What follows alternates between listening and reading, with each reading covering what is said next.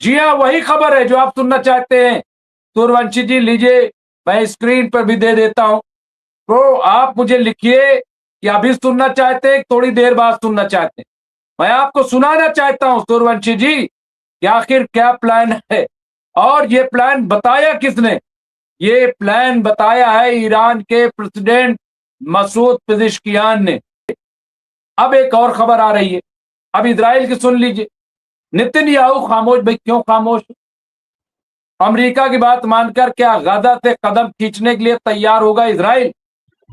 कोई ये जो है ना, अब ये जैरेड कुशनर हो गया, विटकॉफ हो गया, और दो एक ऑफिसर्स और हैं इनके, तो कोई डील करी है इन लोगों ने गाजा के लिए। और उस डील के अंदर इन्होंने ये कहा है कि जो हमास के लोग हैं अपने हथियार जो हैं वो इसराइल को थमाएं।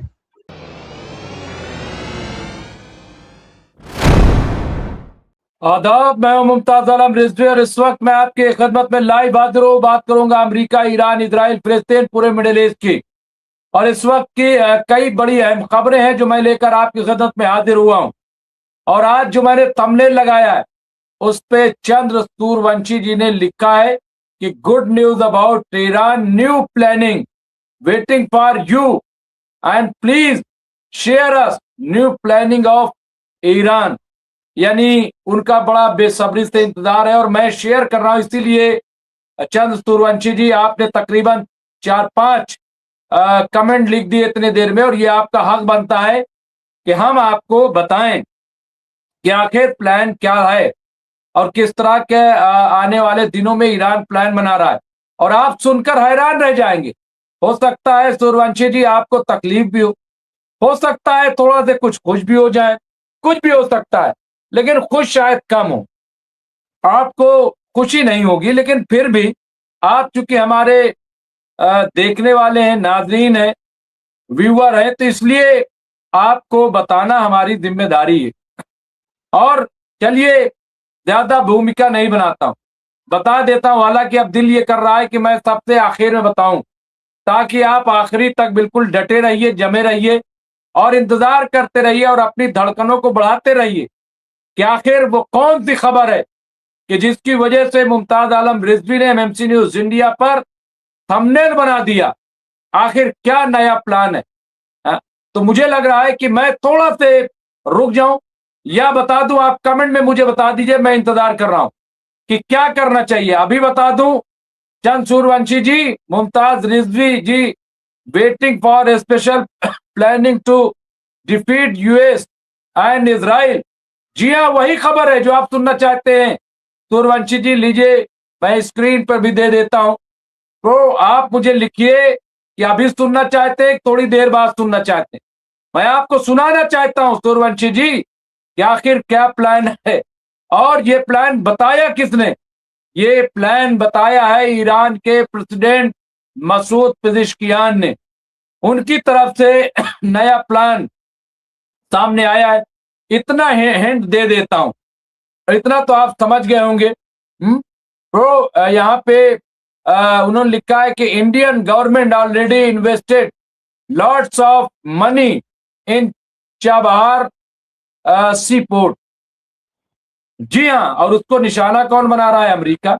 और चंद्र सूर्यवंशी जी, आपका एक भी बयान शायद आया हो कि बिला वजह अमेरिकन कंपनी पे, वो इंडियन कंपनी पे अमेरिका ने बैन लगा दिया। क्या ठीक किया अमेरिका ने? एक झूठा इल्जाम लगा के बैन लगाना क्या मुनासिब है? और फिर वो हम कह रहे हैं मदद कर रहा है, तो अमेरिका के पेट में क्यों दर्द हो रहा है? अमेरिका ठेकेदार है पूरी दुनिया का। हुँ? वो ठेका लिखा करके आया है। लेकिन मैं चलिए बताए देता हूं, ताकि और भी लोग तजस्सुस में होंगे कि आखिर वो खबर क्या है, कौन सी खबर है। तो मैं बता रहा हूं, और इसके बाद कई बड़ी बुनियादी खबरें मैं आपको बताऊंगा।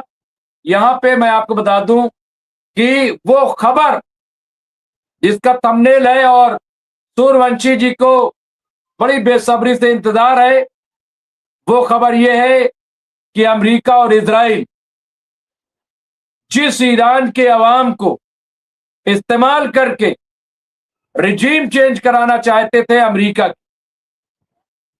जिस ईरानी अवाम का हवाला दे करके, उन्हें मजलूम बता करके, उनके खिलाफ हो रहे जुल्म का तमाशा खड़ा करके अमेरिका और इजराइल चाहते थे कि तख्ता पलट हो जाए ईरान, यही चाहते थे। लेकिन इसके बरक्स हो रहा है, इसके उल्टा हो रहा है। अब ईरान के सदर मसूद पेजिशकियान ने ऐलान किया है कि अब ईरान के अवाम तय करेगी कि अगला कदम क्या होना चाहिए, क्या मंसूबे बनना चाहिए। ये अब ईरान की अवाम तय करेगी। ये मसूद पेजिशकियान का बयान आया है। अवाम, आप ये बताइए कि जो हथियार इस्तेमाल करना चाहता था अमेरिका और इजराइल, वो हथियार इस्तेमाल कर रहा है अब ईरान। अवाम को साथ लेकर के, अवाम के मशवरे से अब ईरान ने कहा है, ईरानी सदर ने, कि यही अब ईरान के मुस्तकबिल को तय करेंगे। अब आप बताइए, ये जो मंसूबा है कि अवाम को साथ लेकर, अवाम क्या चाहती है उस बात को सुनकर अब कोई फैसला लिया जाएगा। तो टाए टाए फिश हो गया ना, तख्ता पलट, सारे मंसूबे पे पानी फिर गया। चंद तुरवंशी जी, हाँ, फिर तो उल्टा हो गया भाई। वो गए थे कि अवाम को भड़काएंगे और भड़काने के बाद वहां तख्ता पलट हो जाएगा, लेकिन ये क्या हुआ, यहां तो उल्टा हो गया। मसूद पेजिशकियान ने कह रहे हैं कि भाई अब तो अवाम ही फैसला करेगी। और सूर्यवंशी जी, 3 करोड़ लोगों ने, 3 करोड़ लोगों ने अपनी भर्ती की है, अपने आप को रजिस्टर्ड किया है मिलिट्री के साथ लड़ने के लिए। नंबर 1, ये कोई छोटी मोटी बात नहीं है, ये बहुत बड़ी बात है। कितनी बड़ी तादाद, वो लिखवाए अपना नाम कि साहब हम लड़ेंगे। तो ये मैं समझता हूं कि बहुत बड़ी, और अभी और मैं इसकी डिटेल बताऊंगा, लेकिन उससे पहले अब एक और खबर आ रही है। अब इजराइल की सुन लीजिए। नेतन्याहू खामोश, भाई क्यों खामोश? अमेरिका की बात मानकर क्या गाजा से कदम खींचने के लिए तैयार होगा इजराइल? चारा क्या है ये बता दीजिए आप। भाई क्या चारा है? हाँ? यहां अमेरिकी डोनाल्ड ट्रंप ने उस समय बड़ी जीत का दावा किया जब फिलिस्तीनी संगठन हमास ने गाजा में अपने हथियार छोड़ने पर सहमति जताई। पहले भी सहमति जताई थी। ये क्यों प्रोपगंडा किया जा रहा है, क्यों झूठ बोला जा रहा है?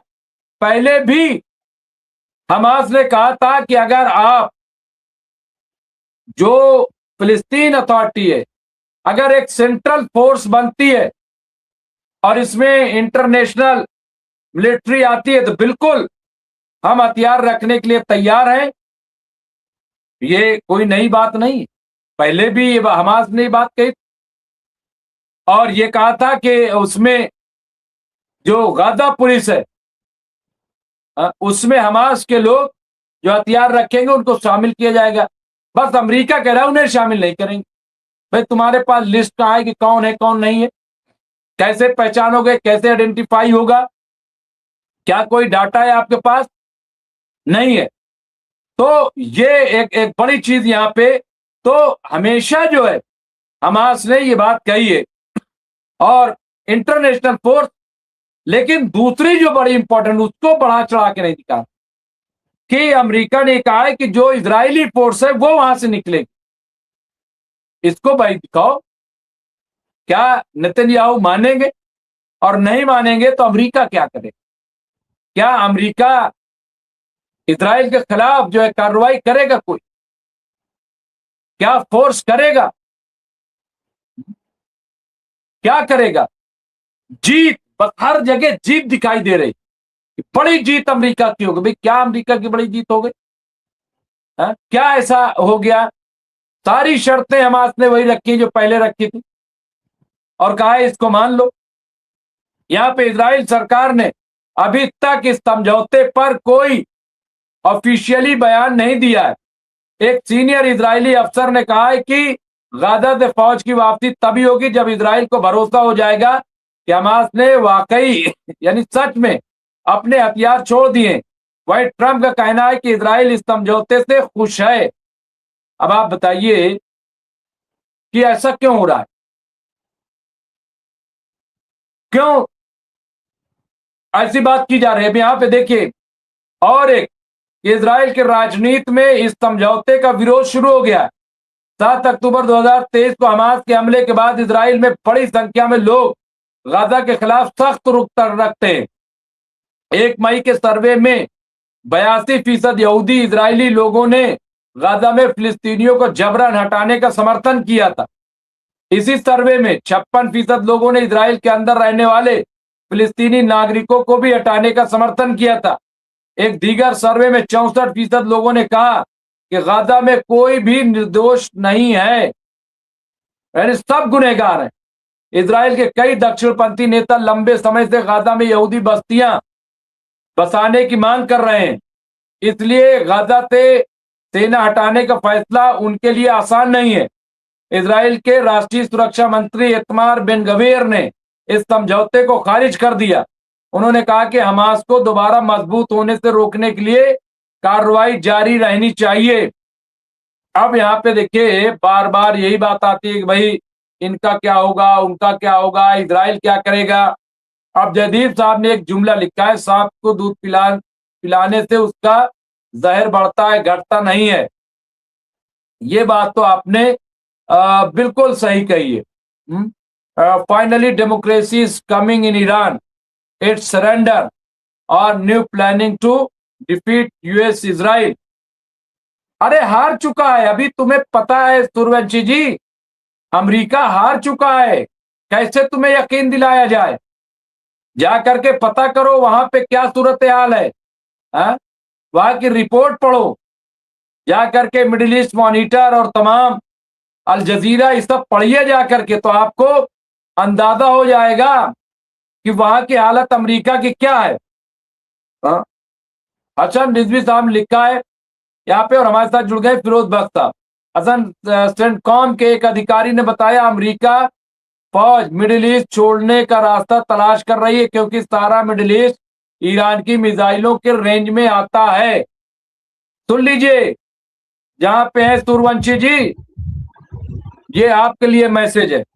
बहुत बहुत इस्तकबाल है। मैं खैर मकदम करता हूँ फिरोज बख्श अहमद साहब का, सीनियर पॉलिटिकल एनालिस्ट है, senior journalist, Maulana Azad Urdu university के आप चांसलर रहे और लगातार मिडिल ईस्ट पे नजर रखे हुए हैं।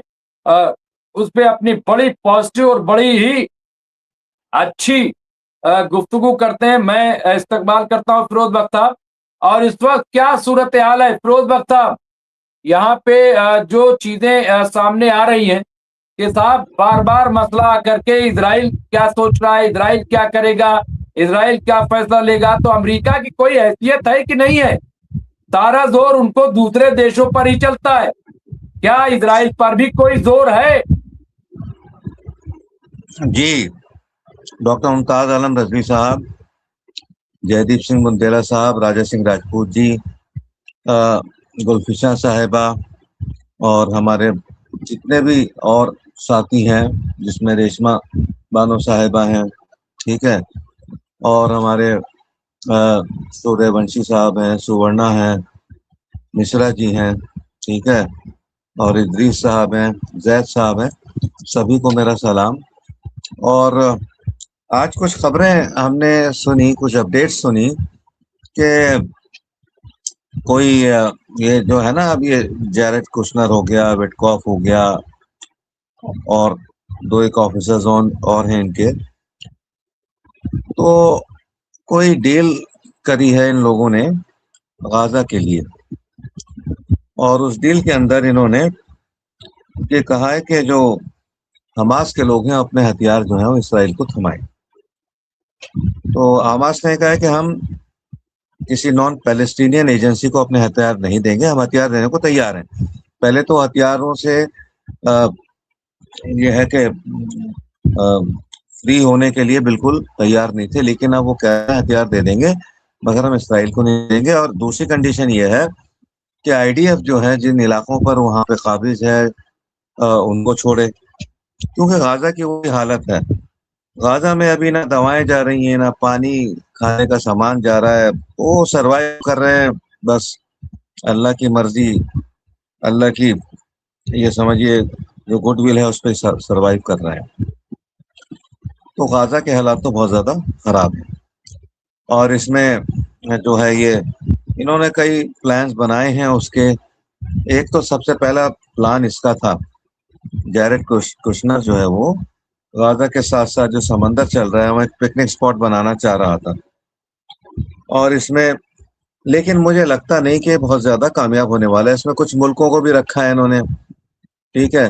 24 मुल्कों का एक कॉन्ग्लोमरेट बनाया है, जिसमें बेसिकली जो आसपास के 24 मुल्क हैं, चाहे उसमें वो इजिप्ट हो, यही पुराने सारे मुल्क, जॉर्डन हो, सीरिया हो, कुवैत हो, सऊदी अरब हो, ये सारे मुल्क जो है इसको देखेंगे, इस डील को समझेंगे। और दूसरे कुछ शायद एक और है ग्रुप, वो 6 कंट्रीज का है, जिसमें आपका कुछ कंट्रीज इस तरह के, जैसे कजाकिस्तान हो गया, ठीक है, कोसोवो हो गया, अच्छा खासा दूर जाके अल्बानिया वगैरह हो गया। तो ये सब लोग पहले तो इन्होंने इसका सत्यानाश किया, तबाह बर्बाद किया इसको, गाजा को, वहाँ के लाखों लोगों को मार के, वहाँ के 25-30 हजार बच्चों को मार के, खवातीन को मार के, बुजुर्गों को मार के। और अब जो कुछ बच गए उसमें से बेचारे, मैं बेचारे लफ्ज इस्तेमाल नहीं करना चाह रहा मैं, क्योंकि इस पे डॉक्टर मुमताज जो है एतराज कर सकते हैं कि बेचारे नहीं, ये तो बहादुर लोग हैं, ये तो इन हालात में भी ना पानी पीने को है, ना नहाने को है, ना खाना पकाने को है, उनसे जूझ रहे हैं, ठीक है। तो ये वाकई में लोग बड़े बहादुर हैं और ये सरवाइव कर रहे हैं।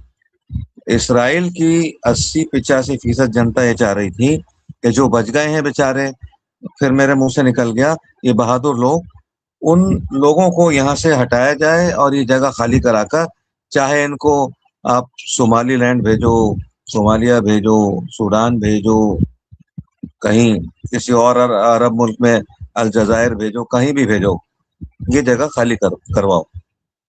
लेकिन ये बड़ी बहादुरी के साथ, जवां मर्दी के साथ जो लोग बच गए हैं, जिस हाल में ही बच गए हैं, और जो बचे हुए हैं उनमें से कम 15-20% वो हैं जो अपनी इंजरीज के हील होने का इंतजार कर रहे हैं। यानी बड़ा जुल्म हुआ है। कई बार सोच के जहन माऊफ हो जाता है, दिमाग में बिल्कुल सकत और ताकत नहीं रहती कि हम गाजा के बारे में सोचें। गाजा का आप ज्यादा जिक्र भी नहीं करते। अब ये गाजा को बेच के खाने की जो तरकीबें बनाई जा रही हैं इसराइल और अमेरिका के जरिए।